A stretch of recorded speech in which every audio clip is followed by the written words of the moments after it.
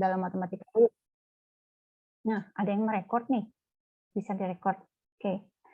Nah, kemudian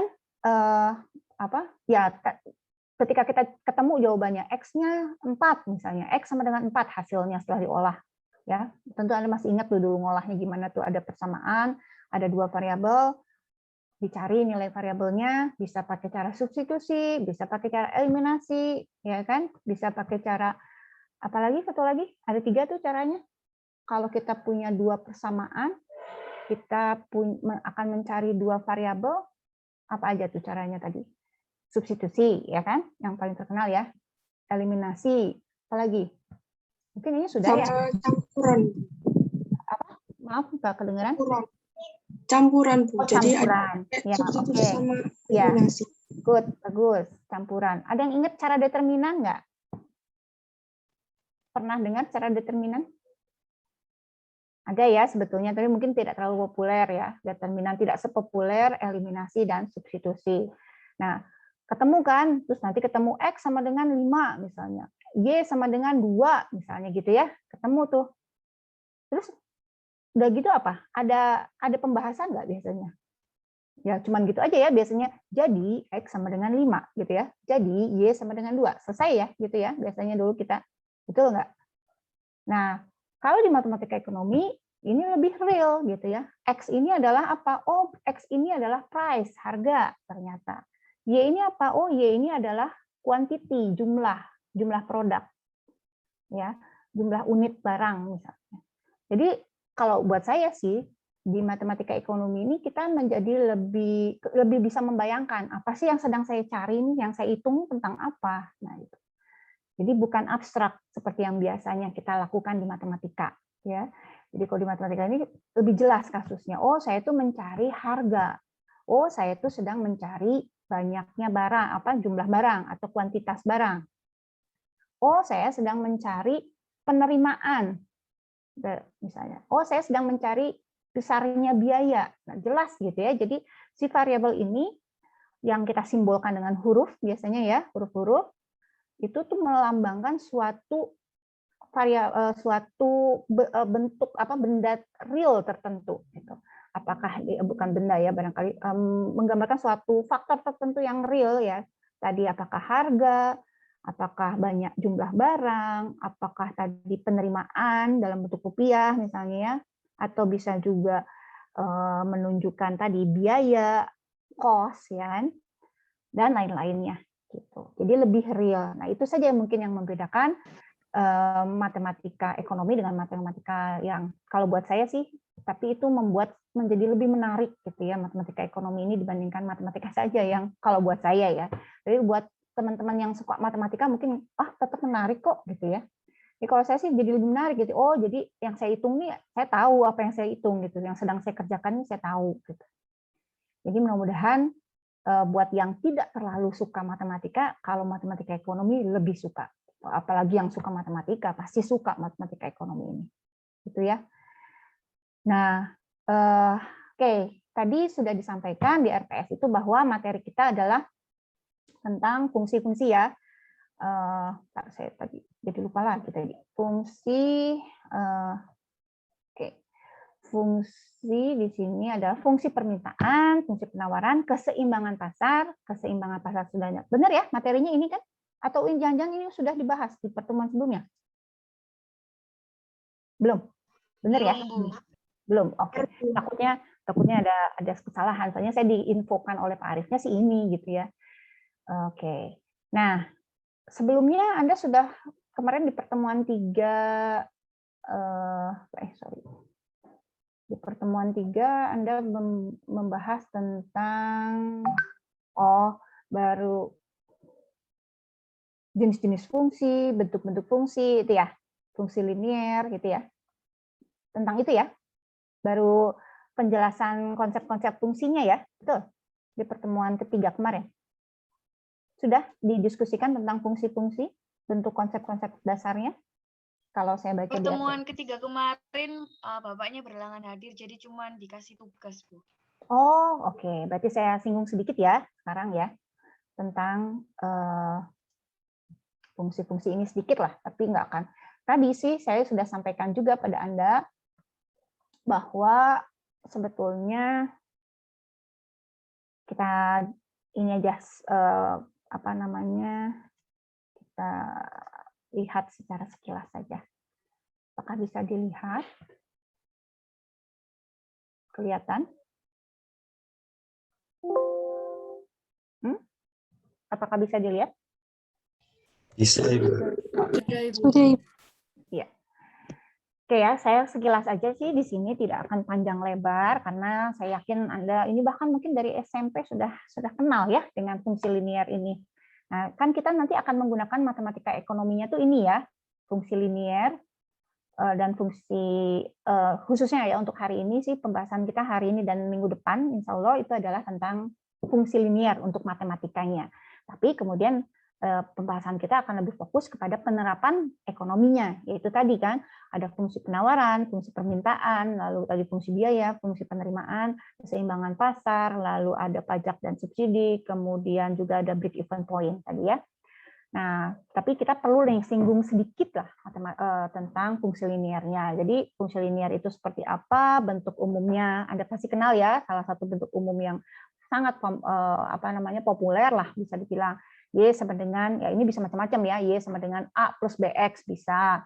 Kalau di sini menggunakan Y sama dengan A0 plus A1X ya.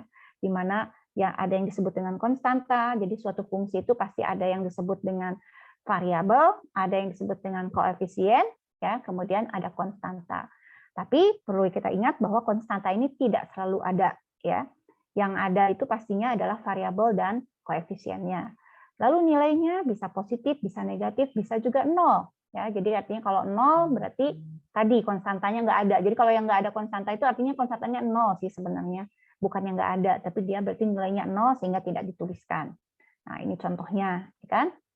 Kemudian saya langsung saja, lalu cara menggambar fungsi. Nah, ini juga sebetulnya seharusnya nanti kita sekaligus kita pakai soalnya. Jadi artinya dalam asumsi saya Anda semua juga masih ingat lah bagaimana menggambar fungsi linier ini gitu ya. Cara menggambarnya itu ada dua cara katanya. Ada cara yang sederhana, ada cara matematis. Cara sederhana itu kadang-kadang ada yang menyebutnya juga cara coba-coba katanya. Yaitu cara dengan cara kita memasukkan secara sembarang angka-angka. Nah, tapi kalau di sini sih nggak sembarang, dia memasukkannya secara berurutan ya. Jadi kita masukkan, misalnya kita punya fungsi nih tadi ya, Y sama dengan 4 plus 2X. Kemudian kita uji coba dengan memasukkan X-nya kalau minus 2, coba X-nya minus 1, coba kalau X-nya 0, 1, 2, dan seterusnya. Kemudian kita masukkan nilai-nilai tersebut ke dalam fungsi kan. Tadi sebagai contoh, minus 2 kita masukkan ke dalam fungsi berarti 4 ditambah 2 kali minus 4. Maka Y-nya 0. Gitu ya. Kita dapatkan dengan cara yang sama untuk X yang lainnya. Nah, kita udah punya nih semua nilai-nilai tersebut. Kemudian koordinat ini, nah ini dia berikutnya akan menjadi koordinat. Koordinat pertama yaitu X-nya minus 2, Y-nya 0. Koordinat kedua minus 1 dan 2. Koordinat ketiga 0 dan 4. Koordinat keempatnya 1 dan 6. Koordinat kelimanya 2 dan 8. Kita punya 5 koordinat. Ini kita tuliskan atau kita tempatkan. Koordinat itu berupa titik, pastinya tempatkanlah di garis bilangan. Maka kita akan dapatkan seperti ini. Gitu kan ya? Dapat deh garisnya, tinggal dihubungkan titik-titik tersebut. Ya, di mana titik tersebut tadi kita dapatkan dari koordinat yang tadi sudah kita hitung. Kita dapat. Nah, tapi sebetulnya cara ini pun nggak perlu sampai 5 titik kan? Untuk bisa membuat sebuah garis, kita perlu berapa titik sebetulnya? Ada yang tahu? Masih ingat? Satu. Untuk membuat satu buah garis, sebuah garis, kita perlu Dua titik. dua titik. Ya, hanya cukup 2 titik saja. Nah, ini kebanyakan nih, sampai 5, nggak perlu sebetulnya ya. Jadi artinya kalau cara tadi ini kita pakai, kita cukup hanya misalnya minus 2 saja sebagai X-nya, kita cara coba-coba tadi saya katakan, atau cara sembarang, masukkan saja X-nya minus 2, dapat Y-nya 0. Dapat satu lagi adalah misalnya kita masukkan X-nya 1, kemudian kita dapatkan Y-nya 6. Maka kita punya 2 koordinat kan, minus 2, 0, 1, 6. Gitu kan? Nah, lalu berarti kita punya dua titik. Titik yang mana? Berarti ini kan, minus 2, 0. Sorry.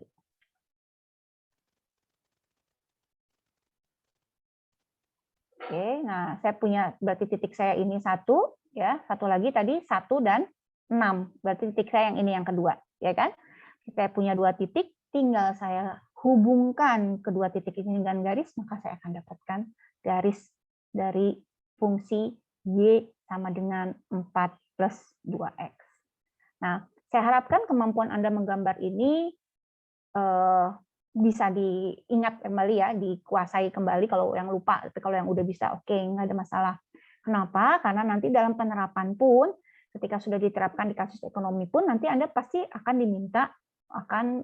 diminta untuk menggambar dari fungsi tadi, misalnya fungsi permintaan, fungsi penawaran, nanti diminta menggambar juga ya garis-garis dari fungsi-fungsi tersebut. Maka kemampuan menggambar garis fungsi linear ini saya harapkan bisa dikuasai kembali untuk yang lupa. Kalau yang untuk yang udah bisa sih nggak masalah ya. Nah, gitu kira-kira. Oke, kemudian kita lanjutkan. Nah, ini kalau cara matematis ya. Cara matematis sih mencari titik potong ya biasanya. Kalau mencari titik potong dengan sumbu X, berarti kita sebetulnya sih prinsipnya sama dengan ini ya. Mencari titik potong dengan sumbu X berarti Y-nya sama dengan 0, ya kan? Berarti yang mana? Berarti yang ini, ya. Oke, berarti yang ini kan? Ya, ini adalah titik potong dengan sumbu X, Y-nya 0. Mencari titik potong dengan sumbu Y, berarti X-nya yang 0, berarti ini. Nah, dengan kita mengetahui dua titik potong dengan kedua sumbu, yaitu sumbu X dan sumbu Y, kita punya dua titik juga ujung-ujungnya ya. Nah, lalu dua titik ini kita hubungkan, dapatlah garis, sama aja kan, benarnya ya. Nah, maka ketika kita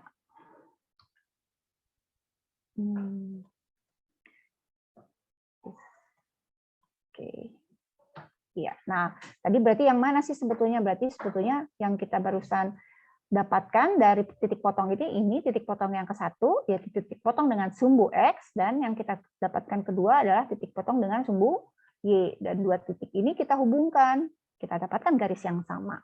Itu cara kedua. Ya, saya yakin kalau setelah barusan kita diskusikan itu, oh iya, ingat lagi, oh iya pernah, saya dulu pernah gitu. Benar kan ya? Pernah ya dulu pasti. Iya. Kemudian, nah ini bagaimana kemudian kita mencoba sendiri ya. Silakan nanti dilakukan masing-masing ya. Bagaimana menggambar garis dari sebuah fungsi linear. Kemudian, nah di sini ada perpotongan dua fungsi linear. Jadi berikutnya yang perlu kita ingat kembali terkait dengan konsep fungsi linear ini adalah perpotongan dua fungsi atau perpotongan kita tadi punya dua fungsi, kemudian kita akan mencari tadi nilai dari variabel-variabelnya. Nah, ini tadi diingat-ingat nih. Tadi Anda menyebutkan ada pakai cara substitusi, pakai cara eliminasi, pakai cara campuran tadi ya. Nah, ada juga pakai cara grafik. Berarti kalau pakai cara grafik ini si fungsi-fungsi tadi digambar oleh kita masing-masing ya. Kan ada dua, misalnya ada dua fungsi linear nih. Kita gambar garis yang pertama, kita gambar garis yang kedua, maka akan terlihatlah tadi misalnya ada perpotongan di antara dua garis tadi. Nah, akan tetapi kan sebetulnya tidak selalu ya dua fungsi linear itu berpotongan. Kita bisa identifikasi dari dua fungsi tersebut, kita bisa menentukan nih, oh dua fungsi ini nggak akan mungkin berpotongan. Kenapa? Karena dia sejajar. Kalau dia sejajar berarti dia tidak berpotongan, gitu ya.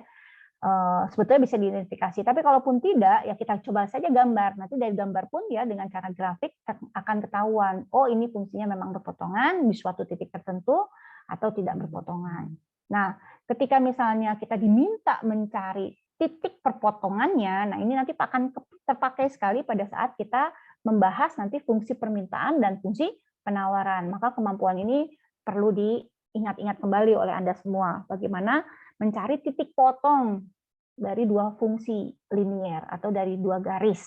Ya, titik potongnya di mana, di titik apa? Kita mencari koordinat titik potongnya. Nah, untuk mencari koordinat titik potong ini cara-caranya tadi ya, bisa eliminasi, substitusi yang paling populer, ya, atau cara campuran tadi yang Anda sebutkan. Nah, ini dengan cara grafik ini yang tadi saya sebut. Dibuat nih garis-garisnya, garis ke-1 yang biru, garis kedua yang merah, ketemu tuh titik potongnya. Nah, itu yang kita cari nilainya berapa. Dari grafik kita akan bisa tentukan kan, oh kita tarik garis ke sumbu X, kita tarik garis ke sumbu Y, akan ketemulah koordinat titik potongnya. Betul ya, seperti itu.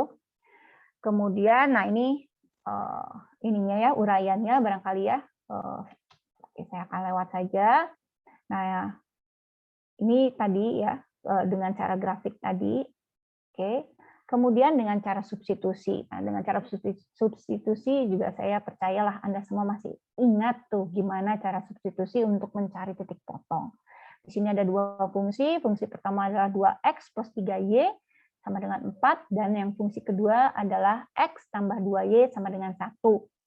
Kemudian kita masukkan ya, mana yang mau kita masukkan ke dalam fungsi yang lainnya, itu kita yang tentukan sendiri. Mau fungsi pertama dimasukkan ke dalam fungsi kedua bisa, atau fungsi kedua yang dimasukkan ke dalam fungsi pertama juga bisa. Silahkan, bebas saja. Mudah-mudahan sih masih pada ingat ya cara ini. Nah, tapi kayaknya sih yang lebih populer itu cara yang kedua, yaitu cara eliminasi. Katanya sih lebih banyak disukai ini, gitu ya. Katanya lebih cepat, katanya lebih ringkas, begitu. Nah, masih pada ingatkah? Ingatlah ya, bagaimana cara fungsi metode eliminasi ini diterapkan ketika kita mencari titik potong.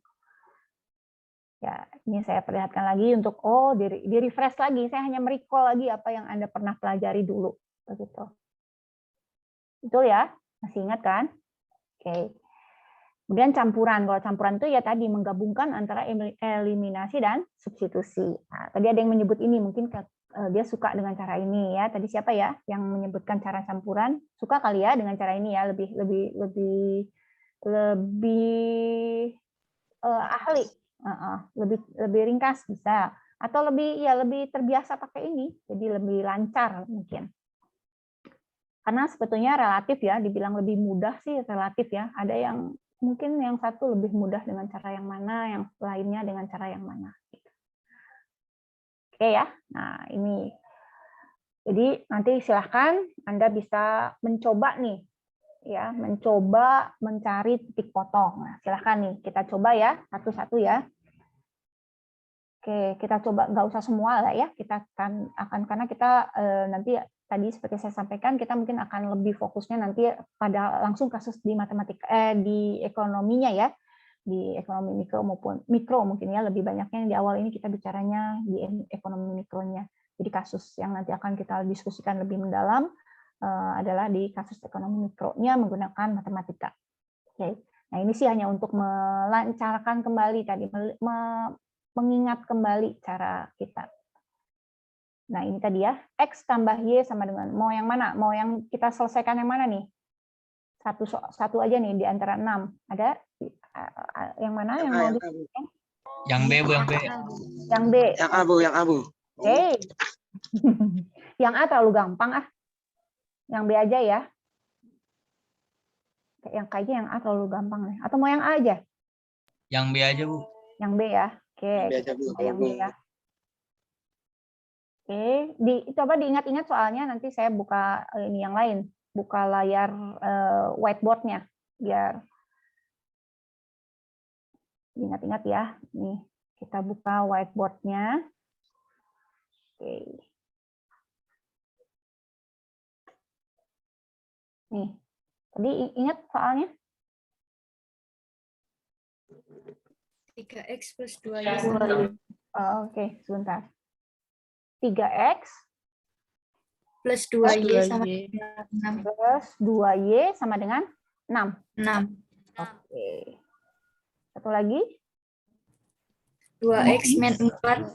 2X min 4. 4 sama dengan 4. Sama dengan 4. Y. 4Y, Bu. Oh, 4. 2X min 4Y, Bu. Sorry. Ya, ketinggalan Y-nya. Oke, ini ya. Y-nya di samping 2X. Di samping minus, Bu. Ya, 2X 2X min 4. 4Y 2X min sama 4Y, Bu. Oh, salah saya. Maaf. Mana sih tadi penghapusnya? Oh, ini. Ya, oke. Ini ya. 2X min 4Y sama dengan 4. Ini ya, tadi ya soalnya ya. Oke. Iya. Mau pakai cara apa kita? Eliminasi kah? Atau cara campuran? Eliminasi aja. Kalau saya sih Campuran, Bu. oh, cara campuran. Oke. Hah? Halo? Cara campuran? Kalau cara campuran mau substitusi dulu atau mau eliminasi dulu? Eliminasi dulu, Bu. Eliminasi dulu. Eliminasi dulu, Bu. Ya. Kalau eliminasi itu biasanya kalau saya sih sembarang aja sih. Nah, biasanya kalau saya yang paling sedikit aja kita cari KPK-nya ya, KPK atau FPB ya. Namanya sama nggak sih sekarang dengan zaman saya dulu namanya KPK FPB. Kalau di SMA sekarang namanya masih KPK FPB nggak? Iya. Iya, Bu. Sama. Iya, Ibu. Masih sama. Ya, ini bisa dikali. Kalau saya sih mau menghilangkan Y, berarti yang ini dikali 2, ini kali 1 ya. Y-nya mau saya hilangkan. Bukan hilangkan maksudnya, mau saya jadikan 0. Benar ya? Kali 2, ini kali 1 kan? Jadi kan Iya, ini Ibu. nanti jadi 4 ya. Iya, Bu. Tuh, 6X, berarti gitu ya. Ditambah 4Y, gitu ya. Berarti sama dengan 12. Iya, oke. Ini nggak berubah ya. 2X dikurangi 4Y sama dengan 4. Gitu ya. Tuh. Kemudian ini ditambah. Iya. Berarti 8X sama dengan 16. Oke. Maka X-nya ketemu sama dengan 2. Gitu ya. Lalu langsung disubstitusi gitu. 2 kali 2, saya pakai langsung ke ini yang ke apa namanya? Persamaan yang kedua ya. 4 kali 4Y maksudnya sama dengan 4. Betul gitu? Iya, Bu. Ya. Iya, Bu. Berarti Iya, Bu. benar ya. 2, ini kan tadi 8X, benar ya, 2. Tolong sambil dikoreksi, belum tentu saya benar loh. Bisa aja, tolong sambil dicek lagi angka-angkanya. Ini 2 kali 2 kan X-nya 2 ya, dikurangi 4 kali Y sama dengan 4 ya, betul ya. Berarti ini 4 dikurangi 4Y sama dengan 4, gitu ya. Tuh, berarti Y-nya ketemu nggak? Y-nya 0. Y-nya 0. Iya, betul. Udah ketemu. Titik potong kita, berarti titik potongnya. Nah, ketika menuliskan titik ya, apapun itu titik namanya, kalau titik itu dia pasti berupa koordinat dalam matematika itu, karena titik itu mengandung unsur absis dan ordinat kan, maka dia berupa koordinat, yaitu berarti X dulu kan, biasanya absis dulu ya, 2, kemudian ordinatnya yaitu titik yang ada di sumbu Y-nya adalah 0. Gitu ya. Tuh. Iya, Bu. Iya, Bu. Setuju semuanya? Iya, Bu. Nah, silakan diingat kembali bagi yang lupa. Kalau yang udah masih ingat sih aman, ya. Karena nanti ini kita akan sering pakai ya, titik potong ini akan sering kita pakai, yaitu tadi mencari keseimbangan pasar nanti itu. Mencari break even point itu adalah titik. Nama juga break even point, poin titik ya. Berarti kita mencari titik break even, titik pulang pokok ya kalau bahasa Indonesianya katanya. Terus tadi keseimbangan juga titik keseimbangan itu sebetulnya. Atau titik equilibrium istilahnya, yaitu keseimbangan antara fungsi permintaan dan fungsi penawaran. Gitu ya. Oke, sampai di sini cukup. Kita lanjutkan ke yang tadi ya.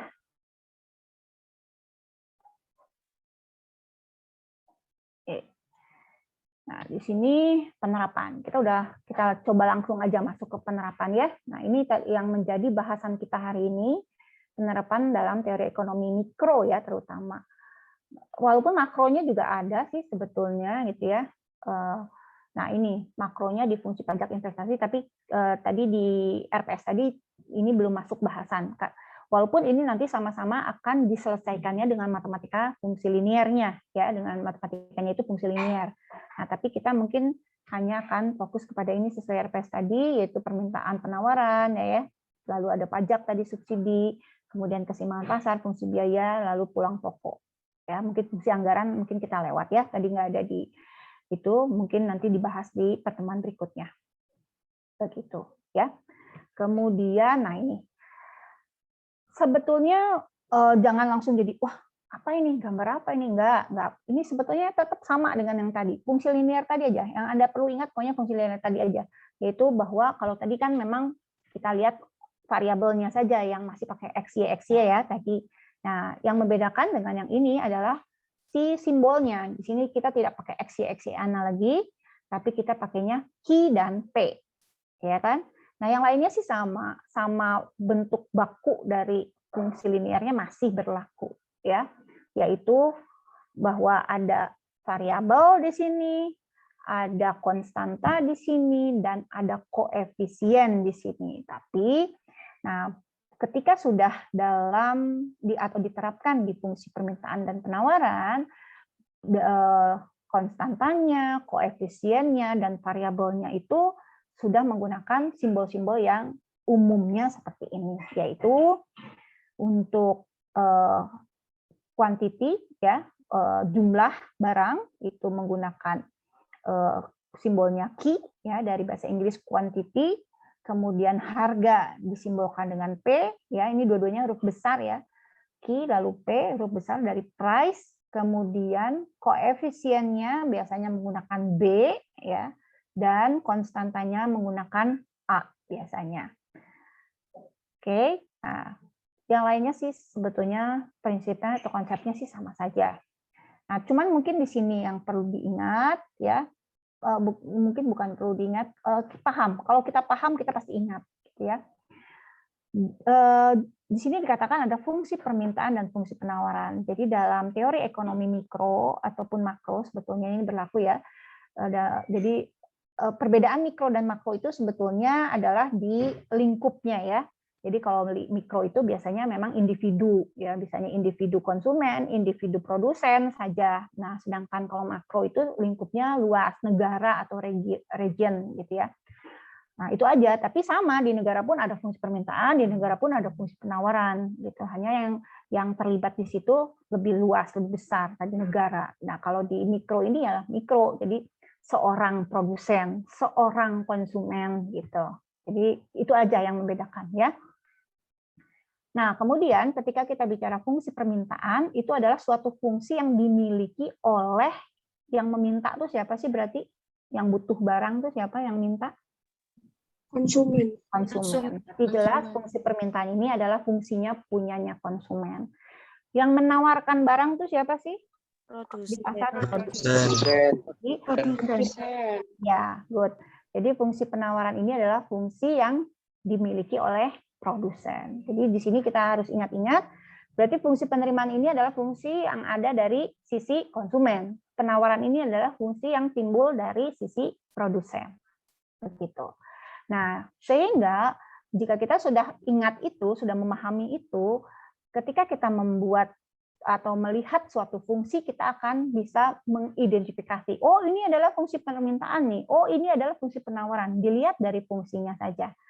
Yaitu dalam teori ekonominya dikatakan bahwa ketika di pasar itu harga semakin tinggi, ya kan, makin mahal, itu kuantitinya makin gimana? Berkurang.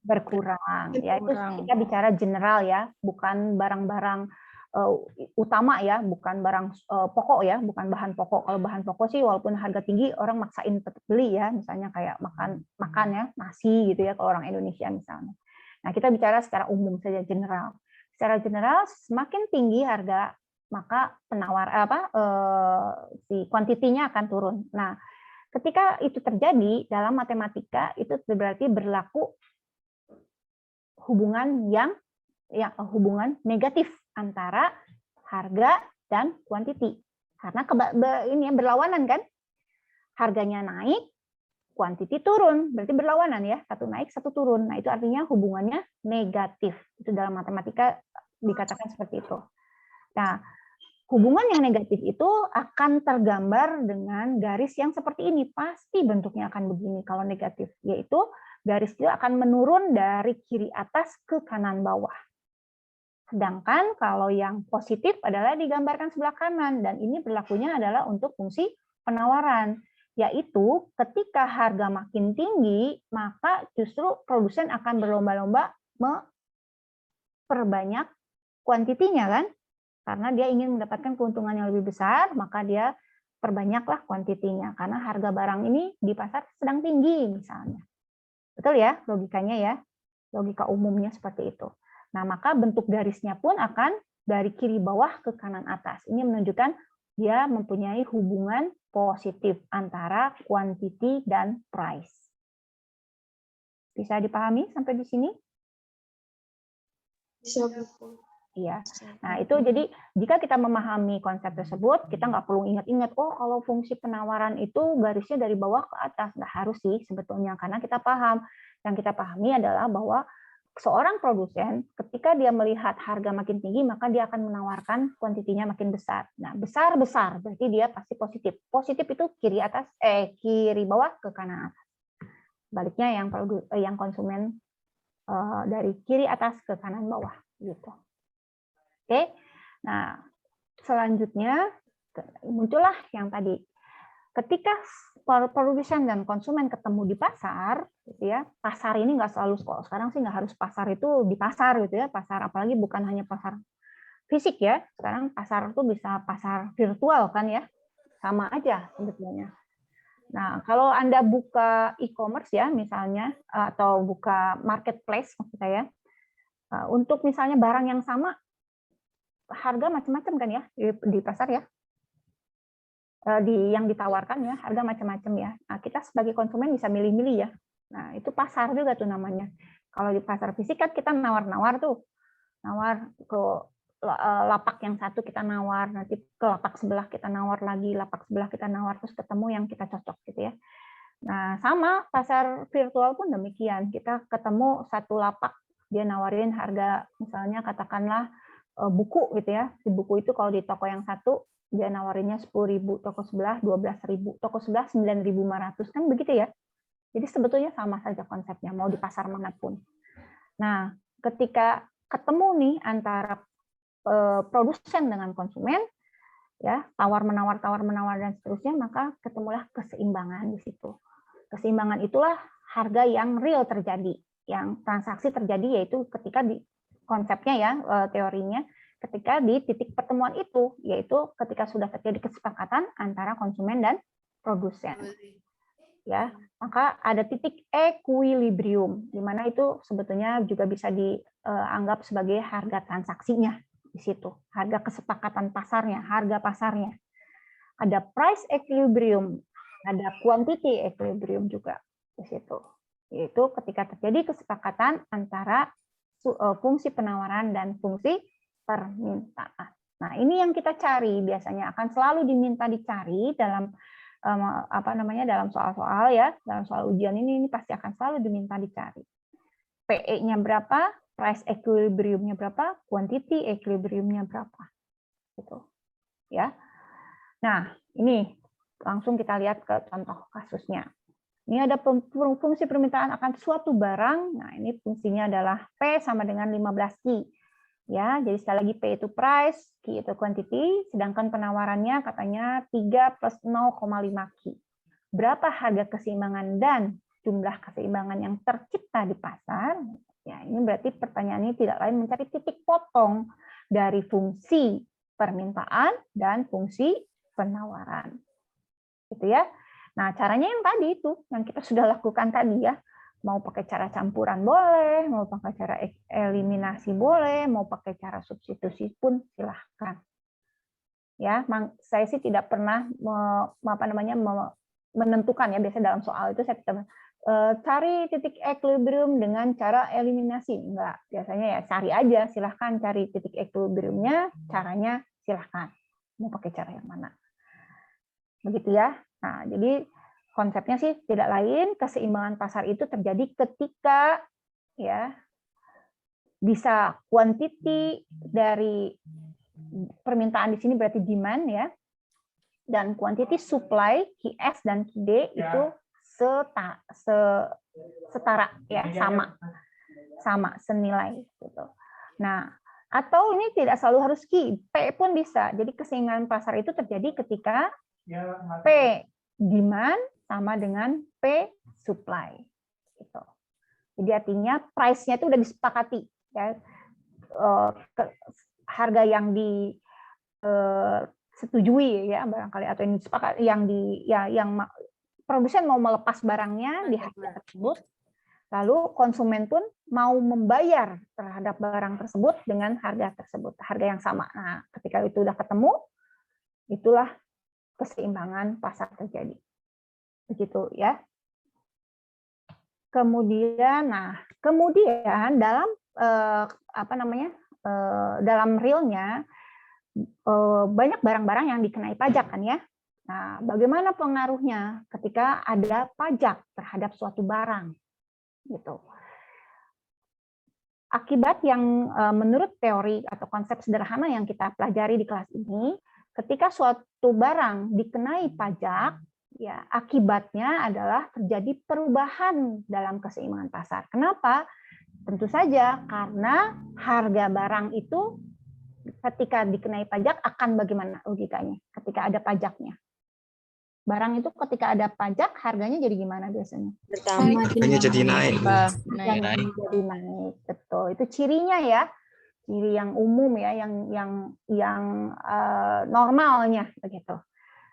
Ya, secara normal seperti itu. Ketika suatu barang tadinya belum ada pajak, terus jadi ada pajak, kelihatan tuh dari mana? Ya, dari harganya jadi naik gitu. Nah, sebetulnya sekalian ya saya menjelaskan tentang subsidi sebetulnya, karena sebetulnya pajak dan subsidi ini konsepnya sama, hanya berkebalikan dampaknya begitu. Nah, kalau subsidi sebaliknya, akibat adanya subsidi seharusnya harga barang menjadi turun, menjadi lebih murah seharusnya. Gitu ya. Nah, jadi dalam penerapannya terhadap konsep keseimbangan pasar ini sama, tapi secara matematikanya berkebalikan ya, antara pajak dengan subsidi gitu. Jadi sama-sama dia mempengaruhi salah satu fungsi dari penawaran dan permintaan ya, akibat pajak dan subsidi ini, hanya secara matematikanya akan kelihatan berlawanannya. Jadi kalau pajak tadi menjadi kita harus tambah jadi plus ya terhadap price. Nah, akan kelihatan nih di sini nih. Ya. Nih. Jadi kalau sebentar saya nih, ketika belum ada pajak ya, ini kan belum ada pajak nih. Price itu hanya komponennya itu hanya ada A plus BQ saja. B dikalikan Q, ya kan? Nah, ketika ada pajak, maka kita lihat nih ada plus T di sini. Tambah T, di mana T itu adalah pajak. Nah, jadi kan jelas ya, harga jadi naik karena ada tambah T di sini. Sebelumnya ketika belum ada pajak nggak ada tambah T-nya kan?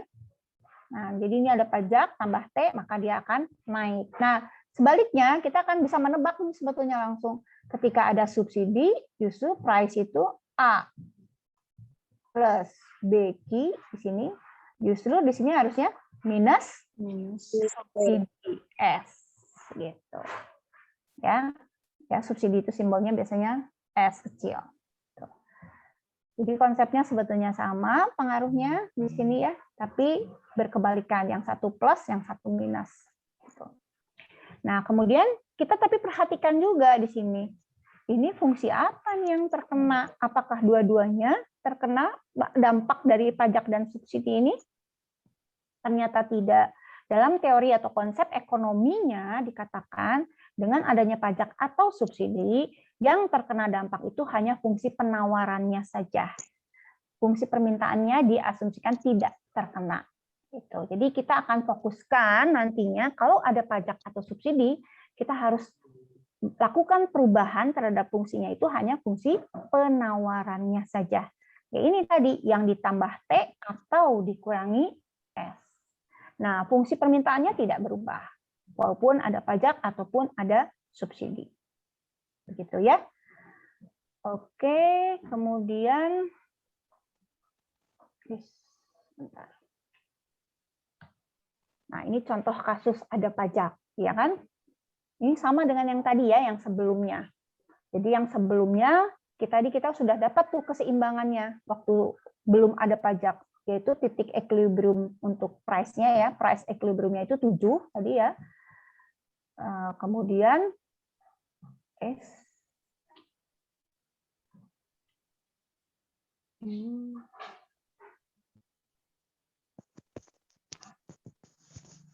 ya. Nah, di sini price equilibrium-nya 7 awalnya, lalu quantity equilibrium-nya 8, ya kan? Nah, setelah ada pajak itu yaitu di sini dikatakan dikenakan pajak sebesar 3 per unit, ya. Tidak disebutkan satuan ininya ya, mata uangnya, pokoknya 3 aja ya besarnya per unit. Jadi, nah di sini juga perlu saya sampaikan dulu secara ya nanti mungkin ada penjelasan yang lebih detailnya ya belakangan, bahwa jenis pajak juga ada 2 ya, ada pajak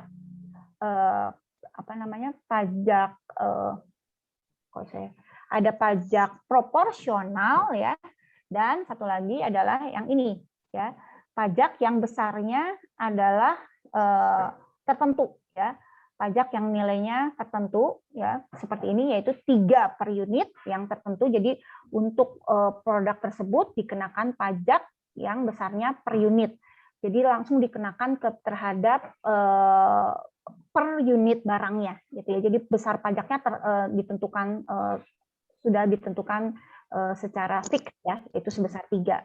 Nah, sedangkan yang proporsional itu tidak dikenakan secara spesifik terhadap per unit barangnya, tapi kalau yang pajak proporsional itu dia dikenakan secara proporsional terhadap harga nantinya. Nah, itu agak berbeda nanti dalam perhitungannya. Ya, itu mungkin sedikit penjelasan awal dulu. Nah, ini yang kita bahas yang pertama dulu ya, yang lebih sederhana. Nah, pada pajak ini pada kasus ini dikenakan pajak sebesar 3 per unit ya. Maka kemudian tadi sudah disampaikan akibatnya akan merubah terhadap fungsi penawarannya. Nah, ini fungsi penawarannya yang tadinya hanya 3 plus 0,5 Ki menjadi plus 3 karena ada pajak sebesar 3 per unit. Sedangkan fungsi permintaannya tidak berubah. Ya. Oh, mana fungsi permintaannya? Nah, ini fungsi permintaannya tidak berubah. Nih. Ya, tetap yaitu 15 min Ki. Nah, untuk mempermudah perhitungan di sini katanya dia melakukan ini ya, penyesuaian bentuk fungsinya dibalik seperti ini, nggak masalah sih, sebetulnya nggak dibalik pun nggak apa-apa. Jadi kalau ini misalnya tadi kan P sama dengan, ya ini kita lengkapi saja, 3 tambah 3 kan berarti 6 ya, 6 ditambah 0,5 Ki kan. Ini adalah fungsi penawarannya. Kemudian fungsi permintaannya bagaimana? P sama dengan 15 min Ki. Oke. Nah, kalau di contoh ini dia dibalik ya, sehingga menjadi Ki dengan Ki karena dia menentukan keseimbangan pasarnya itu dengan menyeimbangkan quantity. Nah, tadi saya sudah singgung juga bahwa tidak harus quantity, kita juga bisa menyeimbangkan antara price ya. Jadi price supply kita seimbangkan dengan price demand. Jadi kalau price supply sama dengan price demand, yaitu PS sama dengan PD, berarti ya, seperti ini, maka kita akan dapatkan 6 plus 0,5 Ki, gitu kan? Ya, sama dengan 15 dikurangi Ki. Betul ya? Oke. Maka di sini saya bisa dapatkan 1,5 Ki ya, pindah Ki yang sebelah kanan ke kiri menjadi plus kan ya. Jadi 1,5 Ki betul? Lalu 6 yang di sebelah kiri pindah ke kanan menjadi minus ya. 15 dikurangi 6, 9 ya. Ya, Bu. Oke. Maka Q-nya berapa? 9 dibagi 1,5. Berapa? Berapa? 6. 6. Tuh. Nah, sama kan hasilnya? Ini pun 6. Ini pun 6. Nah, ini baru ketemu key equilibrium yang baru ya. Karena sebelumnya key equilibrium kita berapa sebelumnya? 8 ya. Ini sebelum ada pajak. Nah, sekarang menjadi 6, jadi lebih sedikit. Nah, sekarang kita harus cari P ya, price equilibrium-nya. Price equilibrium-nya adalah berarti 15 dikurangi, masukkan saja ke dalam salah satu fungsi kan. Yang misalnya saya masukkan ke fungsi permintaan. Ini kan 15 dikurangi 6. Berarti price-nya adalah 9. Maka inilah P equilibrium yang baru 9 dan ini adalah Q equilibrium yang baru 6. Nah, kita bisa lihat, oh iya harganya jadi lebih mahal 9, sebelumnya harganya hanya 7. Jadi terjadi selisih 2 ya. Peningkatan harga setelah adanya pajak. Nah, kemudian dari sini sebetulnya kita juga biasanya diminta mendetailkan lagi kenaikan harga ini tadi 2 per unit ya berarti ya. Harganya naik 2 per unit kan, yang tadinya harganya 7, sekarang harganya 9. Nah, selisih 2 ini ditanggung oleh siapa? Siapa yang bayar lebih? Yang bayar pajak 2 ini? Berarti Konsumen. konsumen, betul. Berarti pajak yang ditanggung konsumen ya, berarti saya tulis aja di sini. Pajak oleh konsumen itu sebesar 2, ya kan? Sedangkan pajak yang ditanggung oleh produsen sebesar berarti berapa? Kan tadi seharusnya pajaknya 3 tuh. Selisihnya ya, berarti tinggal hanya 1, ya kan?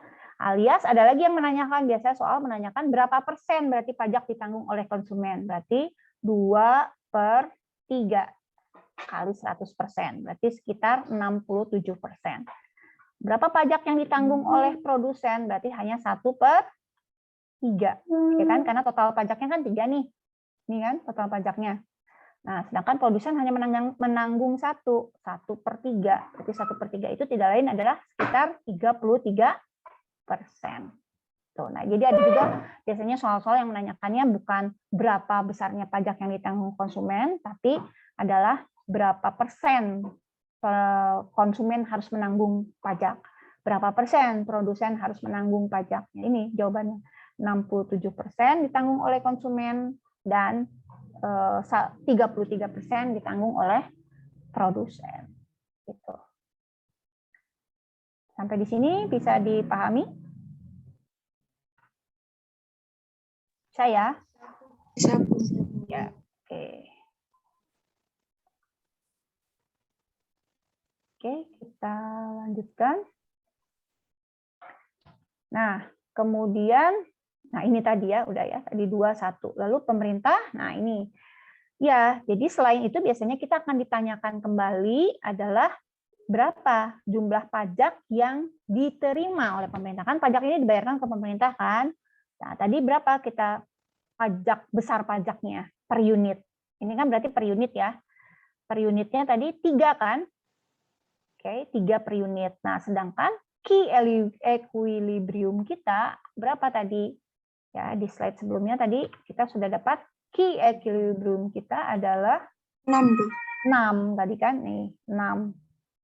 Nah, maka berapa besarnya pajak yang diterima oleh pemerintah adalah 6 dikalikan dengan 3. Karena tadi pajaknya besarnya 3 per unit kan. Jadi yang katakanlah yang terjadi dalam transaksi produk tersebut adalah sebesar 6 unit.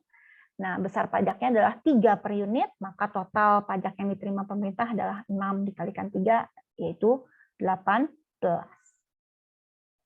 Begitu ya. Kemudian kita lanjutkan lagi. Nah, sekarang, nah ini yang pajak proporsional tadi. Ya, tadi kan yang kita bahas sebelumnya yang pajak yang melekat pada per produk ya, per unit produk. Nah, sekarang yang tadi saya sudah singgung yaitu terkait dengan pajak proporsional. Nah, pajak proporsional ini besarannya ditetapkan berdasarkan persentase tertentu dari harga jual. Jadi beda dengan yang tadi. Kalau yang tadi ditetapkannya secara spesifik ya, makanya disebutnya pajak spesifik. Dia ditetapkannya secara spesifik per unit barang. Kalau ini secara proporsional terhadap harga jual. Ya, proporsionalnya berdasarkan persentase tertentu yang ditentukan oleh pemerintah juga biasanya. Pengeluaran pajak spesifik menyebabkan kurva penawarannya bergeser ke atas sejajar tapinya, karena dia yang berubah hanya ininya ya tadi ya apa namanya secara spesifik terhadap unit barangnya. Maka kalau kita gambarkan nantinya, sebentar, ada nggak di sini gambarnya? Oh, nggak ada ya. Oke, saya gambarkan saja. Nah, kalau pajak spesifik ya, sebagai contoh ya, misalnya fungsi penawaran itu kan pasti dari kiri bawah ke kanan atas ya, dia bentuk garisnya ya. Katakanlah ini fungsi penawaran awal sebelum ada pajak. Nah, setelah ada pajak, itu hanya mengakibatkan dia bergeser ke atas sejajar. Karena kan kita bisa lihat tadi ya, gambarnya kurang bagus. Tadi kan misalnya P awalnya kan P sama dengan, masih ingat kan, 3 plus 0,5 ya, kalau nggak salah ya, betul ya. Nah, setelah ada pajak kan tadi menjadi P sama dengan 6, ya kan, plus 0,5 Q. Maka kalau kita lihat Q-nya ketinggalan. Nah, kalau kita lihat koefisien, yang dimana koefisien ini juga menunjukkan kemiringan garis, ya, gradien bahasa matematikanya biasanya, nggak berubah kan di sini, ya, tidak ada perubahan, maka jelas kemiringan garisnya pasti sama. Nah, yang berbedanya di sini di konstantanya. Nah, akibatnya dia hanya bergeser ke atas, ya kan? Ini besar, ini selisih ini, gitu. Jadi garis antara sebelum dan sesudah pajak, garis penawaran ya dalam hal ini itu hanya bergeser. Jadi dia sejajar tapi bergeser ke atas. Nah, sedangkan kalau di pajak proporsional ini tidak seperti itu, karena dia akan pergerakannya itu secara proporsional ya, sebesar persentase tertentu. Jadi ada kemungkinan nanti, nah kira-kira bisa seperti ini ya, makin banyak makin tinggi, maka lebar perbedaan antara fungsi penawaran sebelum dan sesudahnya itu semakin jauh. Ini kalau yang proporsional gitu. Nanti kelihatan dari gambarnya juga beda ya. Nah, lalu bagaimana dalam penerapan perhitungannya? Di sini kita bisa lihat dalam penerapan perhitungannya, pajak tadi T ya, kita simbolkan dengan T kecil pastinya, itu ditunjukkannya atau diberikan nilainya itu bukan spesifik seperti tadi 3 per unit ya, misalnya tadi kalau di sini adalah persentase ya, jadi dinyatakannya selalu dalam bentuk persentase. Sekian persen, pajaknya sekian persen dari harga jual ya, jangan lupa tadi dari harga. Maka di sini T-nya pun seperti ini, jadi nempel dia terhadap price. T dikalikan price, di mana T-nya ini dalam bentuk persentase. Jadi persentase pajaknya dikalikan terhadap harganya. Gitu. Nah, inilah penambahannya. Penambahan harganya terjadinya dalam bentuk T dikalikan P. Jadi bukan plus T saja seperti yang spesifik tadi. Nah, di mana T-nya pun perlu diingat di sini adalah dalam bentuk persentase. Ya. Nah, dalam penyelesaiannya ya sebetulnya sih ini tidak mutlak harus begini ya. Ini kayaknya kayak agak rumit gitu ya kalau ngeliat kayak gini. Sebenarnya nggak serumit ini sih. Nanti dalam perhitungannya saya yakin akan lebih sederhana. Ya. Udah, bisa diikuti ya sampai di sini. Oke, kemudian nah, ini contoh kasusnya. Misalnya di sini dikatakan fungsi permintaannya masih yang tadi ya, kita pakainya, lalu fungsi penawarannya masih yang tadi, tapi di sini dikenakan pajak proporsional sebesar 25%. Ya. Nah, 25% tadi sekali lagi itu menunjukkan persentase pajak terhadap harga jual, ya, jangan lupa. Nah, lalu kita tetap seperti biasa akan diminta mencari titik keseimbangan baru, ya. Titik keseimbangan baru itu berarti titik keseimbangan harga, keseimbangan quantity, ya. P equilibrium dan quantity equilibrium yang baru akibat adanya pajak. Nah, oke, seperti ini. Karena adanya pajak sebesar 25%, kita bisa nyatakan juga dalam bentuk nilai seperti ini, yaitu 0,25 ya, dikalikan price, ya, di sini dikalikan harga, kemudian kita selesaikan seperti ini, ya. Maka kita akan dapatkan di sini nggak dituliskan lagi fungsi, tetap ini aja ya, mungkin ya, fungsi permintaannya tidak berubah ya di sini, yang berubah hanya fungsi penawaran saja. Nah, ini perubahannya, yang tadinya fungsi penawaran itu adalah 3 plus 0,5 Q, sekarang bentuknya menjadi seperti ini nih. Ini ya, nah yang ini. Jadi 4 plus 2 per 3 Q. Nah, ini perubahannya. Tadinya ini bentuk penawarannya, sekarang menjadi yang ini. Nah, kemudian dia kalau di sini sih diganti ya bentuknya menjadi Q sebagai fungsi dari P. Ya, kalau saya sih sarankan ya nggak harus ya. Kalaupun kita tidak pindahkan, tidak ubah bentuk fungsinya, tetap bisa diselesaikan. Seperti tadi, tetap bisa PD sama dengan PS, gitu kan? Hasilnya akan sama, PD-nya itu adalah 15 kurangi Q, gitu kan? 15 kurangi Q, PS-nya adalah menjadi berapa itu tadi? 4 ditambah 2 per 3 Q, gitu kan? Ya, betul ya? Oke, nah ini baru kita bisa selesaikan.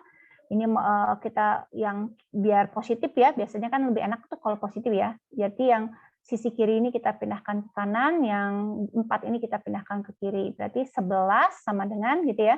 Benar ya? Tuh, sama dengan 1, 2 per 3 Q. Benar ya? Benar nggak? Loh? Iya. Ada. Oke, alias kalau mau disederhanakan bentuknya 11 sama dengan 5 per 3 Q ya. Oke, maka Q-nya sama dengan 11 dibagi 5 per 3. Benar ya? Berapa tuh? Alias 11 kali 3 per 5 ya? Alias 33 per 5. 33 per 5 itu sama dengan 6,6. Benar nggak? 6,6 kan? Iya, Bu. Berarti Q-nya, nah betul ya, sama 6,6. Ya, jadi tidak harus diubah bentuk fungsinya biar bisa diseimbangkan antara quantity demand dengan quantity supply. Bisa saja tetap kita gunakan price demand dengan sama dengan price supply. Jadi nggak usah, biar nggak, takutnya ketika Anda memindahkan salah, jadi salah nanti ke bawahnya. Ya. Oke. Bisa ya dipahami sampai di sini? Oke, kita lanjut. Atau ada yang mau ditanyakan dulu? Nah, di sini kita bisa lihat pajak yang diterima pemerintah sama kayak tadi ya sebetulnya ya. Total pajaknya, besarnya pajak yang diterima oleh pemerintah ya, di sini adalah besarnya pajak 25%, tadi kan ya 25% alias 2,5 dikalikan harga yang baru. Harga yang barunya berapa? Harga yang baru kan ini ya 8,4. Nah, harga equilibrium jadi 0,25 dikalikan 8,4. Ya, harga yang baru. Jadi pajak yang diterima pemerintah untuk setiap unit barang adalah sebesar 2,1. Ya, itu besarnya pajak yang diterima pemerintah. Nah, dari 2,1 ini berapa yang ditanggung oleh konsumen dan berapa yang ditanggung oleh produsen? Nah, oleh konsumen jelas tinggal melihat selisih harga sebelum dengan harga sesudah, ya kan? Harga sebelumnya tadi berapa? Ini kan Price-nya 7. Nah, setelah adanya pajak, price-nya menjadi 8,4. Berarti jelas di sini pajak yang ditanggung oleh konsumen, ya, pajak konsumen oleh konsumen itu adalah 8,4 dikurangi 7. Ya kan? Ini 7 kan? Berarti berapa? 1,4. Lalu yang ditanggung oleh produsen? Ya tinggal selisihnya. Tadi total pajak yang ditanggung pemerintah untuk setiap unit itu adalah berapa ini tadi? 2,1. Berarti di sini adalah 2,1 dikurangi 1,4. Berarti berapa yang ditanggung oleh produsen? 0,7. Betul. Nah, sama kalau misalnya ditanya berapa persen pajak yang ditanggung konsumen, ya tinggal dikalikan, dicari saja proporsinya 1,4 per 2,1, ya kan? 0,7 per 2,1 bisa. Gitu. Ya, sama ya 2/3 sama 1/3 juga ya, berarti ya. Nah, sampai di sini bisa ya. Berarti berapa total pajak yang diterima pemerintah? Totalnya. Kalau ini kan tadi per unit. Berarti kalau totalnya dari produk ini, dari barang ini, totalnya berapa? Bisa ngitungnya? Per unitnya kan 2,1. Nah, berarti harus dikali dengan apa ini? Dikali dengan kuantitinya. Ya kan? Kuantitinya berapa? 6,6. Nah, maka kita akan dapatkan, silakan dihitung. Nah, inilah nanti besar, inilah yang menunjukkan total pajak yang diterima oleh pemerintah dari produk atau dari barang ini. Gitu. Bisa diterima. Nah, enaknya kalau direkam ini, nanti rekamannya Anda bisa tonton berulang-ulang ya. Kalau masih belum paham, nggak apa-apa, nggak usah berkecil hati. Tonton lagi aja, nanti 2 kali nonton saya yakin bisa lah. Ya kalau belum, buat yang belum, kalau buat yang sudah, oke. Kita tinggal latihannya diperbanyak. Itu ya. Oke. Kita akan lanjutkan. Nih, subsidi. Tadi saya sudah singgung sih, tapi subsidi ini jadi nggak akan saya panjang-panjangkan pembahasan subsidi ini karena sebetulnya sama persis ya cara dan lain sebagainya dengan yang tadi, hanya bedanya tadi di sini ya. Kalau tadi menjadi plus ya, tadi misalnya dikenakan pajak sebesar 3, jadi plus 3. Kalau di sini dikenakan subsidi ya, subsidi sebesar 1,5, maka di sininya akibatnya minus 1,5. Gitu aja. Tapi sama di penawaran saja, permintaan tidak terjadi perubahan apa-apa. Jadi terjadi perubahannya hanya di penawaran saja. Jadi tadi kalau di pajak plus 3, kalau di sini minus 1,5. Karena dia subsidinya 1,5. Oke, nah selanjutnya sih sama saja nantinya. Nah, nanti pertanyaannya sama seperti tadi juga. Berapa subsidi yang diterima oleh konsumen? Berapa subsidi yang diterima oleh produsen? Berapa besar subsidi yang dikeluarkan oleh pemerintah? Jawabannya harus dicari dengan cara persis sama seperti yang tadi kita lakukan terhadap kasus pajak. Begitu. Masih ingat kan tadi? Nah, silahkan nanti dicoba saja. Ini ada yang off kamera. Oke. Ya? Sudah ada pertanyaan? Oke. Ya, kita lanjut. Nah, nanti kalau ada yang bingung, kan kita insya Allah minggu depan ketemu lagi ya. Nah, jadi kalau ada yang bingung terhadap pembahasan hari ini, nanti 10 menit awal diskusi kita minggu depan itu bisa Anda tanyakan apa yang masih bingungnya dari materi hari ini. Gitu ya. Jadi sebelum kita lanjut dengan materi yang akan disampaikan di minggu depan, 10 menit awal mungkin silahkan kalau ada yang bingung dari materi hari ini, silahkan bisa didiskusikan dulu sebelum kita lanjut ke materi berikutnya. Itu ya. Oke. Nih kan sama ya. berapa subsidi yang dinikmati konsumen, subsidi yang dinikmati oleh produsen, subsidi yang dibayarkan atau yang dikeluarkan oleh pemerintah. Jadi saya sih berharap Anda tidak menghafal. Jadi di matematika ini sebetulnya sangat minim hafalan ya. Jadi lebih ke pemahaman. Jadi harapannya dengan pemahaman lebih nempel gitu ya, lebih menempel, jadi tidak mudah lupa. Gitu ya. Nah, kemudian keseimbangan pasar dua macam barang. Nah, ini mungkin saya lewat dulu ya, karena sebetulnya di materi tadi di RPS tidak termasuk ya ini. Jadi mungkin nanti akan dibahas di materi berikutnya. Tapi sebetulnya prinsipnya sih sama saja. Hanya kalau dari tadi kita bicaranya satu barang saja kan ya, quantity dari barang tertentu, lalu harga dari barang tertentu tersebut gitu ya. Kalau di sini barangnya tidak hanya satu gitu ya, tapi barang di sini adalah ada dua macam barang. Berarti di sini otomatis akan ada dua fungsi sebetulnya dari barang ke satu dan barang kedua. Tapi keduanya ini saling ada hubungan. Nah, hubungannya itu ada dua nih di sini. Ada hubungan substitusi, ya artinya si barang tadi bisa saling menggantikan gitu kan. Lalu ada yang satunya lagi barang yang sifatnya komplementer, yaitu barang yang saling melengkapi. Sebagai contoh yang paling sering itu substitusi itu biasanya misalnya contohnya nasi dengan roti gitu ya. Jadi nasi bisa disubstitusi oleh roti. Jadi hubungan antara nanti dua macam barang di sini adalah produk atau barang nasi dengan barang roti.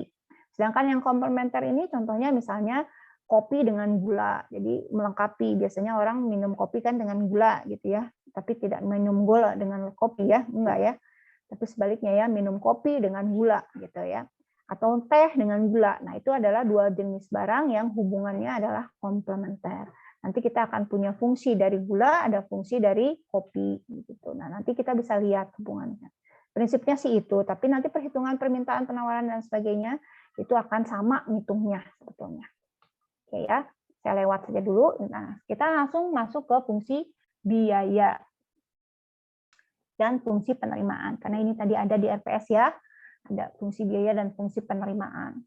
Total cost, fixed cost, ya, variable cost dan fixed cost. Nah, ada yang sudah familiar dengan istilah-istilah ini barangkali yang dulunya di IPS kali ya? Atau dari SMK juga pasti kayaknya mungkin sudah bahas. Atau yang IPA pun sudah tahu. Halo? Ada Bu di mapel kewirausahaan.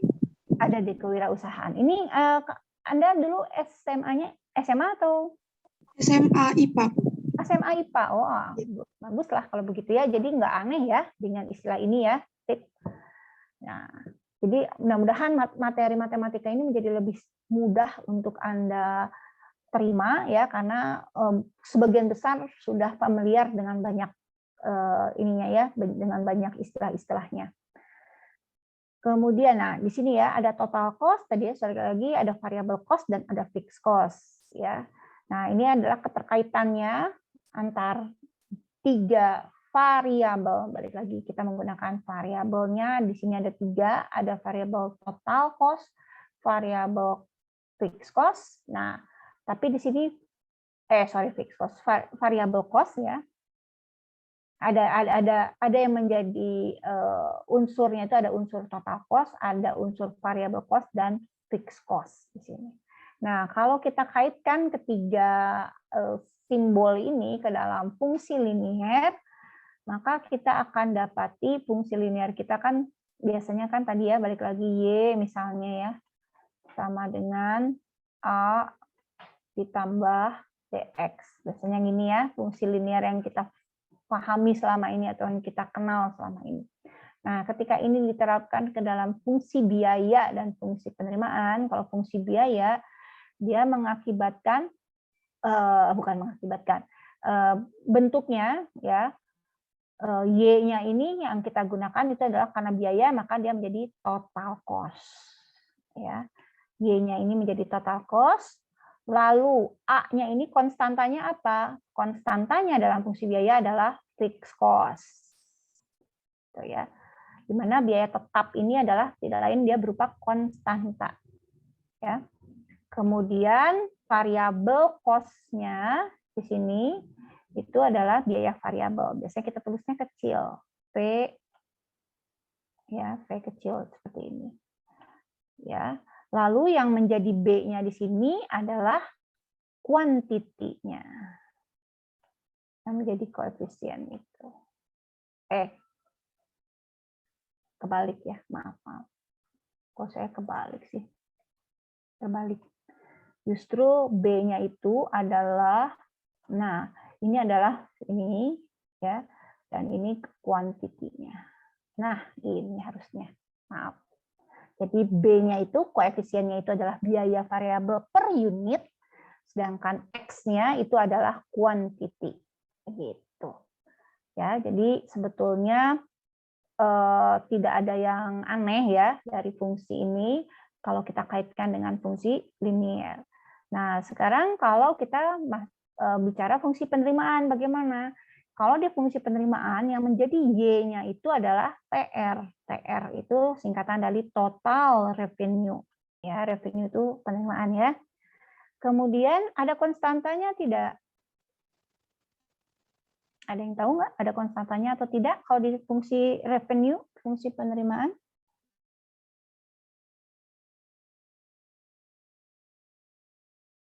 Ada yang pernah belajar ini mungkin sebelumnya? Ada ininya nggak? Ada konstantanya tidak di fungsi ini? Ada sesuatu di sini yang menjadi A? Menjadi konstanta? Lupa, nggak ada yang ingat bentuknya seperti apa fungsi revenue, lupa ya. Ya, tidak ada ya. Jadi dalam fungsi revenue atau fungsi penerimaan itu tidak ada konstantanya atau alias konstantanya itu 0 ya. Kalau tadi ya disebutkan ya, jadi bukan nggak ada sih sebetulnya, tapi dia 0, makanya nggak muncul. Maka di sini kita hanya kenal dengan yang menjadi B-nya itu apa?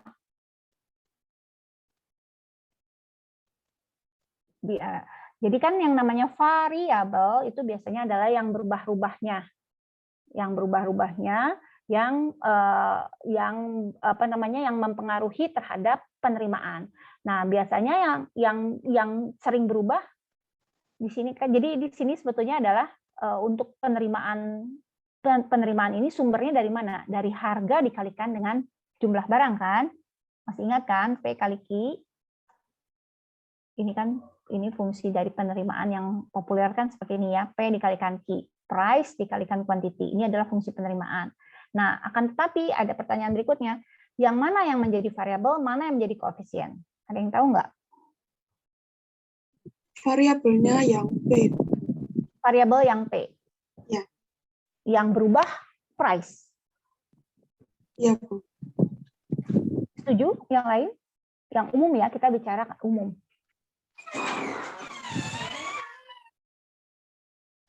Yang umum biasanya yang mempengaruhi penerimaan produsen itu perubahan apa? Kuantitas. Kuantitas, ya betul ya. Secara umum kita bicara secara umum.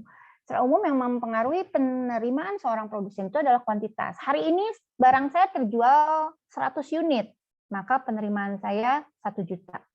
Besok ya barang saya yang terjual 200 unit, maka penerimaan saya 2 juta. Nah, itu ya. Jadi biasanya harga tuh cenderung tetap ya biasanya produsennya, kecuali memang ya bukan berarti nggak pernah berubah harga. Ada tentu saja. Tapi ketika kita bicara kondisi umum, kondisi yang normal saja, biasanya yang mempengaruhi perubahan terhadap penerimaan seorang produsen itu adalah quantity. Ya, barang yang terjualnya, gitulah bahasa sederhananya. Berapa banyak sih yang terjual hari ini? Oh, 100, maka penerimaannya 1 juta. Oh, kalau besok yang terjual 200, maka penerimaan saya 2 juta. Nah, maka di sini yang menjadi yang menjadi variabelnya, yang menjadi X-nya itu umumnya adalah Q biasanya. Jadi price ini sebagai koefisien. Begitu ya, umumnya kalau kita mencoba menganalogikan atau apa namanya menghubungkan fungsi linier yang general, yang baku ini ke dalam fungsi penerimaan. Gitu. Oke. Nah, kemudian dari 2 fungsi ini tadi ya, nah V kecil ini dikalikan Q, inilah yang disebut dengan, nanti kalau Anda takutnya saya bingung Anda.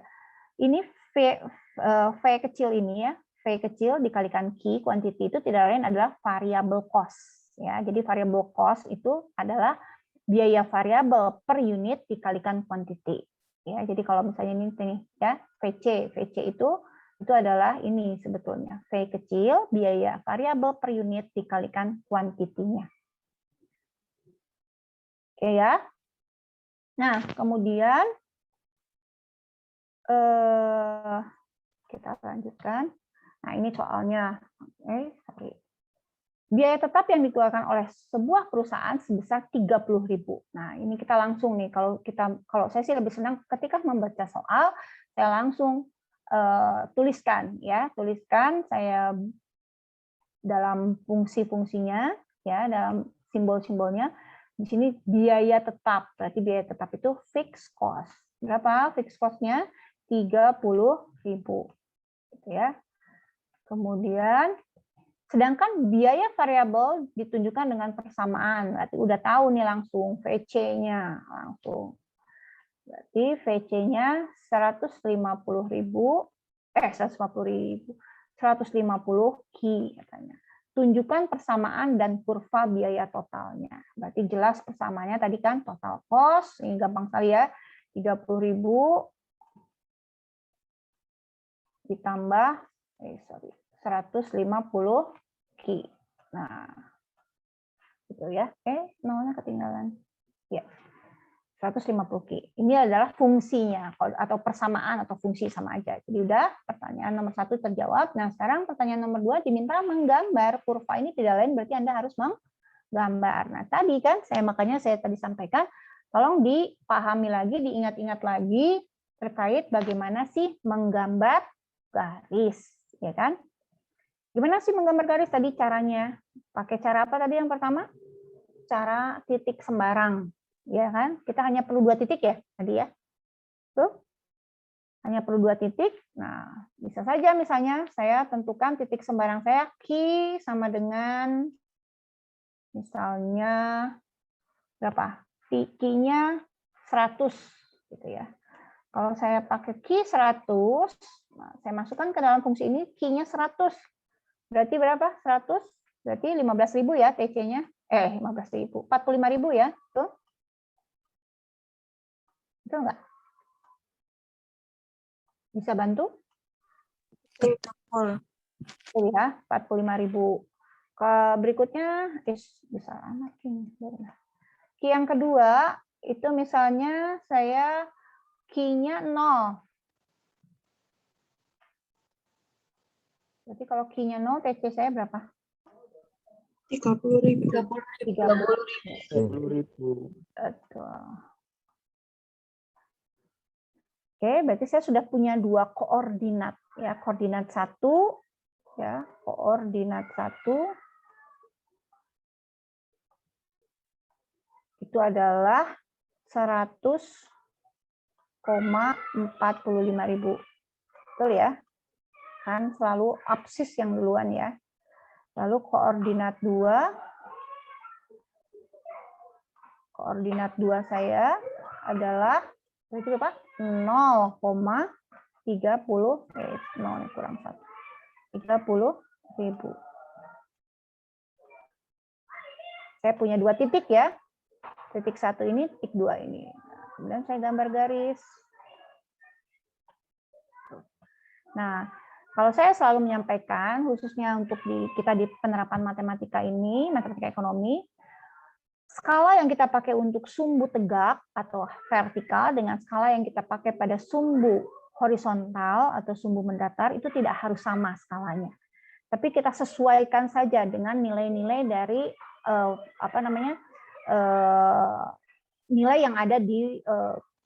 nilai yang ada di variabel tersebut yang kita gambarkan di sumbu vertikal itu kan nilainya. Nah, ini sekali lagi. Biasanya, nah ini bicara kebiasaan ya. Untuk di fungsi penawaran itu bukan penawaran, maaf, fungsi penerimaan ya. Ini kan fungsi penerimaan. Ini fungsi biaya ya. di fungsi biaya biasanya yang menjadi sumber tegak adalah apa? Ada yang tahu? Harga. Yang menjadi di fungsi biaya ya. Ini yang sedang kita bicarakan ini fungsi biaya kan ini. Ini adalah total cost ya, berarti fungsi biaya ya. Berarti yang di sumber tegak ini apa? Harga. Setuju? Nggak ada harga di sini, adanya cuma TC dengan kilo. TC. Iya, TC ya biasanya. Jadi yang ada di sumber tegak ini TC-nya biasanya, dan yang di sumber mendatarnya adalah Q-nya. Gitu. Ya.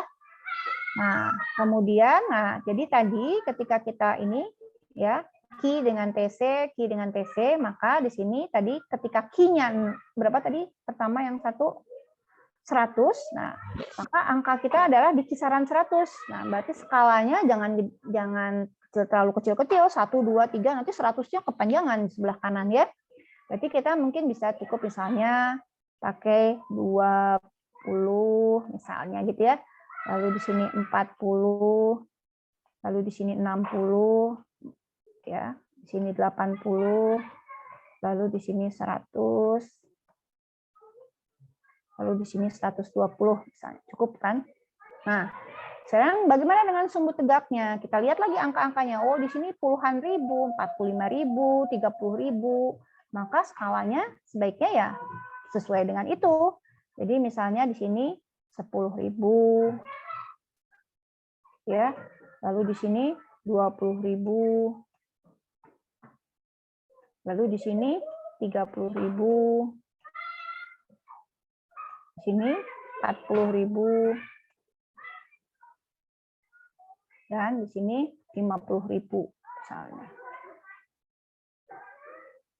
Oke, seperti itu ya. Nah, sudah dibikin skalanya, ini 0 ya, jelas di sini 0. Berikut kita masukkan titik-titiknya tadi 100, berarti di sini ya 100 ini. Kemudian 45.000. 45.000 mana? Ini ya, 45.000 kira-kira. Oke, kita pakai titik garis putus-putus. Nah, garis putus-putus. Ini 100 tadi. Iya. Berarti koordinat yang pertama adalah kira-kira di sini. Ini koordinat 1. Ya. Koordinat 2 mana? 0. 0 ya, berarti di sini. Dan 30.000. Oh, berarti di sini. Ini adalah koordinat ke-2. Tuh. Kemudian tinggal dihubungkan. Maaf, tidak pas. Nah, kira-kira gitu. Nah, inilah dari yang diminta tadi, kurva biaya total. Nah, ini biaya kurvanya atau garisnya sebetulnya. Yaitu apa ini? TC, kita bisa tuliskan di sini. TC sama dengan apa tadi? 30.000 ditambah 150 Ki. 150. Iya, begitu. Sampai di sini bisa ya? Ya, inilah gambar dari fungsi biaya kita. Ya, ini fungsinya, ini gambarnya. Oke ya, kita lanjut. Oke. Lalu masuk ke fungsi penerimaan. Fungsi penerimaan sebetulnya prinsipnya tadi sudah ya, bahwa total revenue itu adalah price dikalikan quantity, ya kan? Nah, ini TR. Ini bisa ditulis. Jadi ada juga yang menulisnya R saja, ada yang menulisnya TR, ya. Itu quantity dikali P bisa, P kali quantity, P kali Q bisa, nggak masalah, ya. Nah, seperti ini. Harga jual produk dihasilkan oleh sebuah perusahaan adalah 100 per unit. Harganya tunjukkan persamaan dan kurvanya. Minta juga sama kayak tadi ya.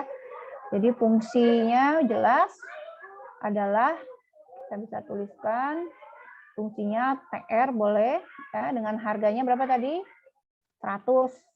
Ya, 100 Q. Ya, seperti ini. Ya, jadi ini adalah fungsi penerimaannya. TR sama dengan 100 Q. Gitu ya. Jadi harganya 100, kemudian apa namanya, kita bisa dapatkan di sini berapa? tunjukkan persamaan kurva jika penerimaannya terjual barang sebanyak 350 unit. Berarti tinggal dimasukkan saja ke dalam Q-nya di sini. Q-nya 350 unit dikalikan 100 berarti penerimaannya 35.000. Ya, jadi kalau Q sama dengan 100, saya bisa tulis seperti itu, maka kita akan dapatkan TR-nya 35.000. Nah, ini sebetulnya perhitungan ini bisa dipakai untuk menggambar garisnya tadi kan. Nah, kita tinggal cari satu lagi aja sembarang. Kalau Q-nya 0, kalau Q 0 gimana? TR 0. Wajar ya. Kalau tidak ada yang dijual, ya tidak ada yang diterima uang apapun, karena nggak ada yang berhasil dijual. Gitu. Di 0,0. Jadi kita udah punya 2 titik nih. 0,0 dengan 100,35.000. Jadi kalau digambar, ya, ininya bisa saya tentukan aja misalnya 100-nya di sini, gitu ya. Ya, di mana sumbu mendatarnya Q, sumbu tegaknya TR. Tuh. Kemudian di sini saya tulis misalnya katakanlah 35.000-nya tuh di sini, 35.000. Silahkan disesuaikan nanti titik-titik berikutnya yang di bawahnya. Berarti saya punya titik, ada 2 di sini, ini ya. Nah, ini adalah titik saya yang kedua, yang ke-1, titik keduanya 0,0 tadi kan ya. Karena ininya Q-nya 0, TR-nya 0. Maka garis fungsi penerimaan saya adalah ini. Inilah fungsi penerimaan saya. Permisi, itu kalau Q-nya 100 bukannya TR-nya 10.000. Oh, salah, bukan 100, maaf. 350 unit ya. Maaf saya. Terima kasih. Betul. Ini soalnya di sini ada nih 35 ya. Saya tadi soalnya melihat ini nih 35. Iya, betul. 350 ya kuantitinya. Ini dari soal nih, tuh. Ya. Terjual 350 unit, maka TR-nya 35.000. Berarti ini juga harus diganti nih. Berarti bukan 100 di sini, berarti harus berapa? 350 unit ya. Makasih ya. Iya, betul. Makanya saya minta tolong dicek ya. Nah, gini ya. Sekarang benar ya? Betul? Sekarang ada yang salah? Masih ada yang salah? Dah ya? Oke. Nah, seperti ini. Jadi kalau diminta membuat kurva atau alias garis, kalau fungsi linear itu pasti kurvanya berupa garis ya. Maka seperti inilah. Sampai di sini ada yang mau ditanyakan?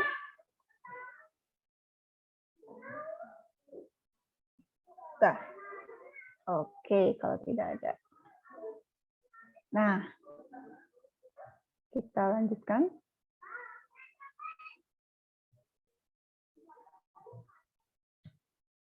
Nah, berikutnya yang terakhir ya, analisis pulang pokok di sini. Analisis pulang pokok itu kaitannya dengan tadi penerimaan dan fungsi biaya yang kita sudah diskusikan sebelumnya. Pulang pokok alias break even point ya di sini break even ya. Pulang pokok itu break even. Jadi artinya arti gampangnya adalah ketika nilai atau seluruh biaya itu besarnya sama persis dengan penerimaan. Jadi biaya dengan penerimaan itu sama persis. Artinya kita tidak mendapat untung sama sekali, berarti profit kita 0, juga kita tidak mengalami rugi sama sekali. Ya, jadi karena TR revenue kita itu sama dengan TC, total cost kita. Ya, jadi sebetulnya konsepnya hanya itu saja, sangat sederhana ya. Jadi yang namanya break even itu adalah ketika TR sama dengan TC. Nah ini break even point terjadi saat R sama dengan C atau TR sama dengan C. Nah, dengan berdasarkan hanya satu rumus ini saja, satu pemahaman terhadap ini saja, ya kuncinya, maka kita bisa menghitung banyak hal. Ya, di antaranya tadi kita bisa menghitung berarti break even, titik break even atau pulang pokok tadi terjadi pada saat kita menjual berapa unit. gitu ya. Jadi harus berapa unit yang terjual sehingga terjadi break even. Gitu. Seringkali pertanyaannya seperti itu, ya. Atau yang ditanyakannya adalah berapa sebetulnya berapa besarnya total cost-nya ya, berapa total cost yang atau berapa total revenue yang dicapai ketika terjadi break even, bisa juga gitu ya.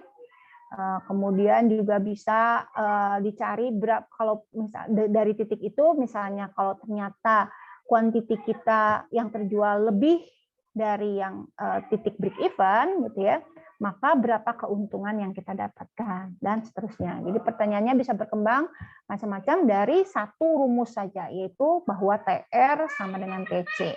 Ya, alias break even itu terjadi pada saat total penerimaan sama dengan total biaya. Itu saja sih kuncinya, ya. Nah, oke. Nah, ini sih udah beda kasus ya. Oh, beda. Sorry. Tapi kita hanya sampai sini saja. Oke, nah kita akan coba ya di sini. Berarti misalnya tadi ya, dari kasus yang tadi bisa dipakai nggak ya? Bisa sepertinya. Nah, ini tadi kita punya, nah kita di sini saja ini kosong. Tadi kita punya fungsi biaya kita tadi apa? TC sama dengan 30.000, ya kan? Ditambah 150 Ki, betul ya? Lalu kita punya TR barusan. TR-nya sama dengan 100 Ki ya tadi ya. Betul? Betul nggak? Betul. Oke. Nah, kita akan diminta, katakanlah misalnya pertanyaan pertama diminta untuk mencari berapa unit harus terjual, misalnya ya. Jadi yang ditanya quantity nih, berapa unit yang harus terjual sehingga produk tersebut mencapai break even atau pulang pokok. Nah, maka tadi sudah disepakati bahwa break even point BEP ya, titik break even, titik pulang pokok itu terjadi pada saat TR sama dengan TC, ya kan? Gitu ya. Maka di sini kita bisa tuliskan TR kita adalah 100 I. Oke, itu sama dengan 30.000 ditambah 150 Ki.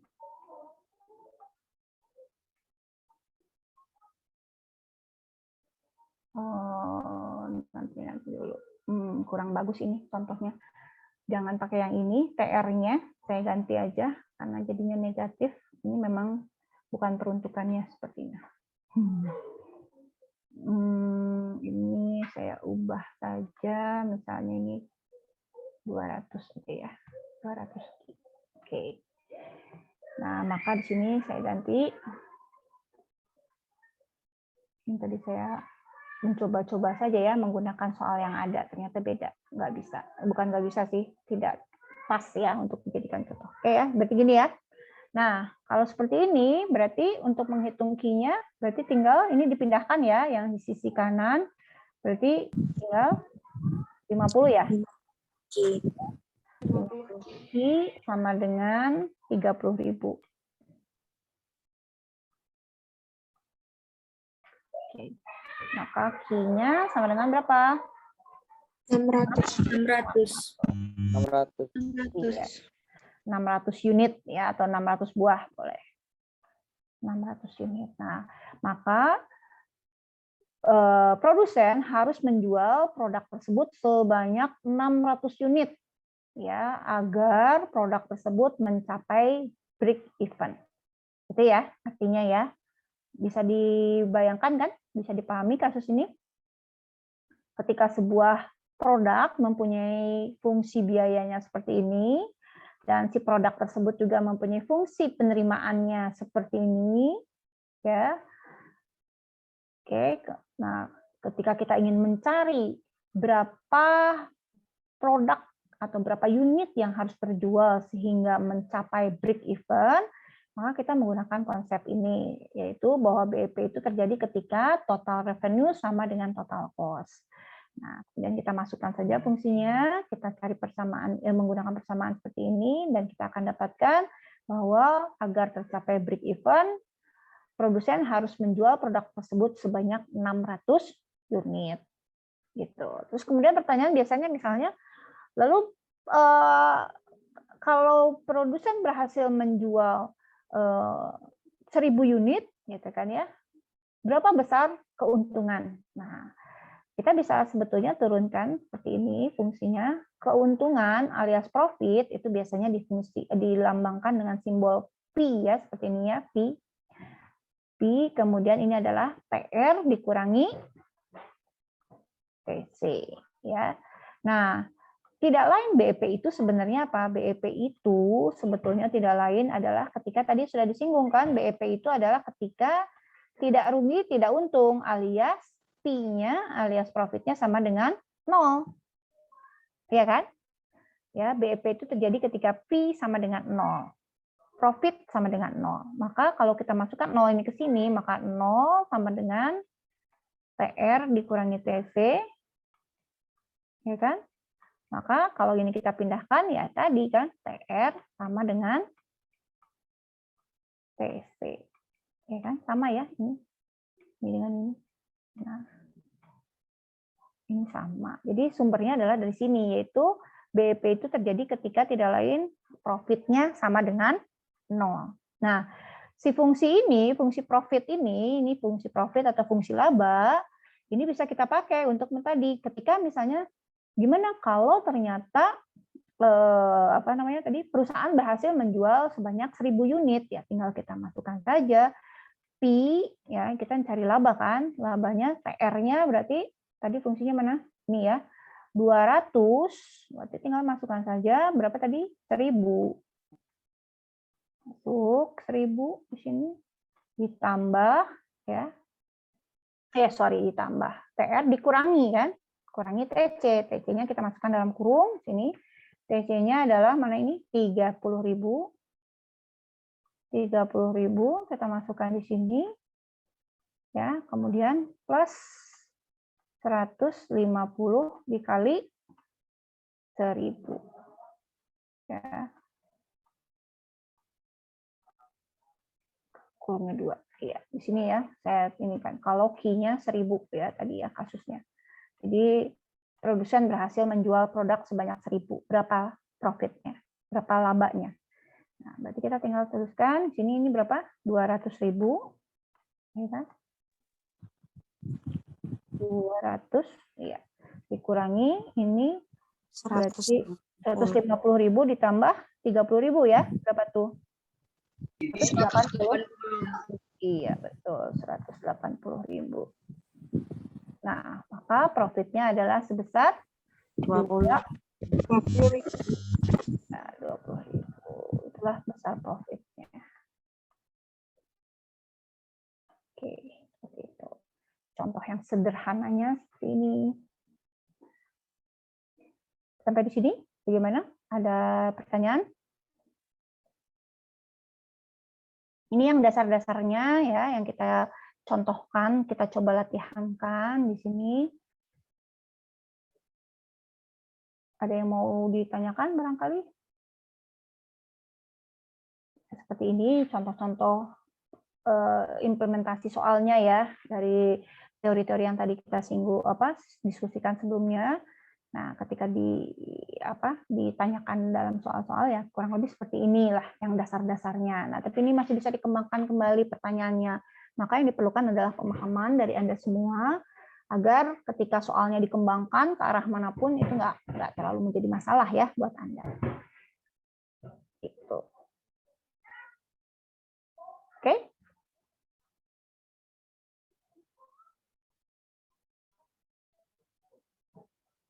Ya, ada pertanyaan? Sudah jam 11:30. Ada ya, nggak ada yang bingung ya? lancar-lancar semua, semuanya bisa diserap dengan baik? Alhamdulillah. Ya. Oke, kalau begitu kita akan coba lihat sedikit aja lah, nggak akan ini ya.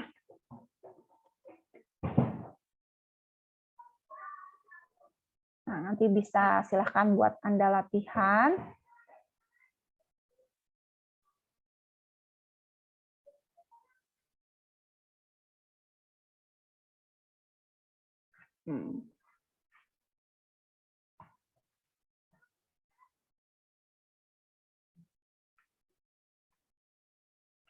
Ya, saya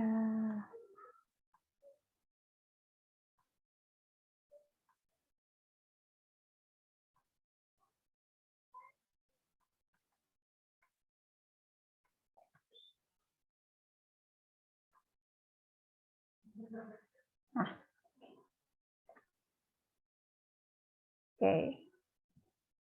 Silahkan, barangkali mau difoto atau mau kalau disalin lama ya, difoto aja deh. Ya, sini katakan fungsi permintaannya P sama dengan 36 kurangi Q. Fungsi penawarannya 2P ditambah 2P. P sama dengan 2Q ditambah 6. Tanyakan equilibrium sebelum pajak. Lalu diminta gambar fungsi penawaran permintaan sebelum pajak ya. Kemudian setelah pajak, karena ternyata ada pajak yang dikenakan sebesar 6 per unit. Tapi ini jelas pajak spesifik ya. Besarnya, nah yang ditanyakan berikutnya, besarnya total pajak yang ditanggung konsumen, yang ditanggung produsen, dan yang diterima pemerintah. Kemudian ditanya juga equilibrium lagi, tapi adanya subsidi di sini. Equilibrium baru setelah ada subsidi, tapi pajaknya hilangkan dulu ya, jadi nggak dua-duanya, nggak ada, bukan sekaligus habis pajak subsidi juga, bukan. Kita hilangkan yang pajaknya, kemudian kasus yang awal dikenakan subsidi ya, produk tersebut mendapat subsidi yaitu sebesar 3 per unit subsidinya, kemudian Anda diminta kembali untuk mencari besarnya, ya pastinya yang dicari adalah equilibrium juga, equilibrium baru kan ya, setelah subsidi, kemudian total subsidi diterima konsumen, total subsidi diterima produsen, dan berapa total subsidi yang dikeluarkan oleh pemerintah. Kalau pajak itu besarnya total pajak yang diterima oleh pemerintah. Kalau subsidi total pajak yang diberikan.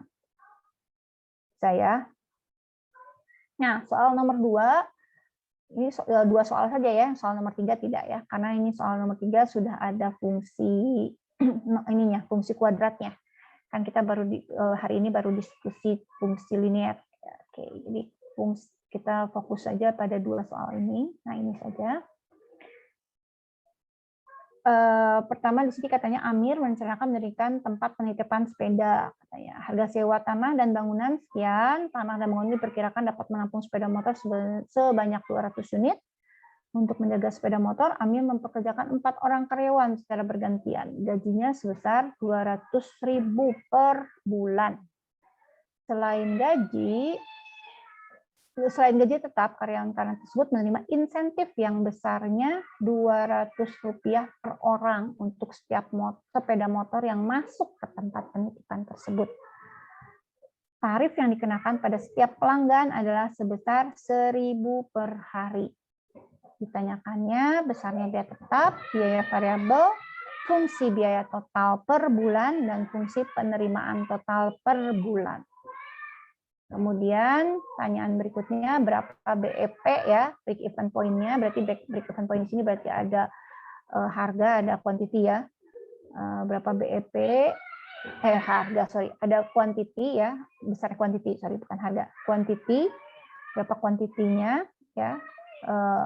Tapi bisa juga dinyatakan dalam bentuk rupiah. Jadi kalau rupiah itu sebetulnya berarti berapa sebetulnya TR-nya ya, terjadi quantity itu ketika TR berapa atau ketika total cost berapa ya. Jadi dua-duanya kan dalam bentuk rupiah ya. Jadi bisa itu yang bisa Anda dapatkan untuk mendapatkan nilai rupiah, sedangkan yang dalam unit ini berarti Anda mencari quantity. Terus yang C, besarnya laba yang diterima oleh Amir jika sepeda motor yang masuk ke penitipan sebanyak 4.500 unit dalam 1 bulan. Berapa labanya? Kalau ada laba, ya. Dan terakhir diminta menggambar fungsi biaya total dan fungsi penerimaan. Silahkan dicoba dikerjakan dulu 2 soal ini. Nanti minggu depan, insya Allah kita ketemu lagi. Nanti saya akan tanyakan terkait bisa atau tidaknya, lancar atau tidaknya Anda mengerjakan ini. Kalau lancar-lancar aja mungkin kita tidak perlu bahas, ya. Tapi kalau misalnya ada yang susah, ada yang nggak bisa jawab, bukan nggak ada yang nggak bisa, tapi semuanya nggak bisa. Jadi Anda kan sebetulnya boleh ya saling berdiskusi. Nah, kalau ngerjain tugas sih boleh bareng-bareng. Kalau ujian jangan, ya. Kalau mengerjakan tugas silahkan. Kalau ada yang bisa saling memberitahu pada teman yang lain, mengajarkan. Jadi bukan menyalin, ya. Jadi bukan menyalin pekerjaan teman, tapi saling berbagi, sharing, gitu ya.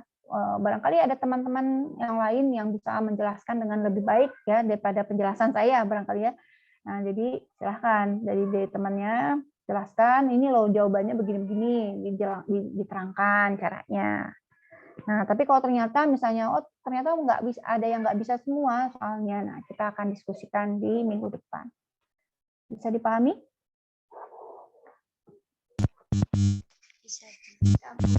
Oke. Itu saja barangkali ya untuk hari ini. Terima kasih atas perhatian dari Anda semua, atas kehadirannya di perkuliahan hari ini.